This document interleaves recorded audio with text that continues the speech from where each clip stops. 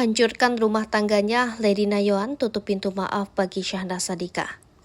Pemain sinetron Syahnaz Sadiqah belum menghubungi dan berkomunikasi dengan Lady Nayoan sejak perselingkuhan Syahnaz dan suami Lady Nayoan, yakni Randy Kejanet, dibongkar ke publik. Adapun, Syahnaz Sadiqah telah mengakui berselingkuh dengan Randy dan mengaku semua kesalahan pada sang suami JJ Govinda.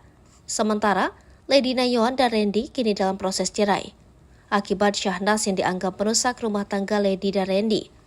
Menurut Ezra, Lady Nayoan juga tak mau membuka ruang untuk membuka komunikasi dengan Syahnaz, adik dari Raffi Ahmad tersebut.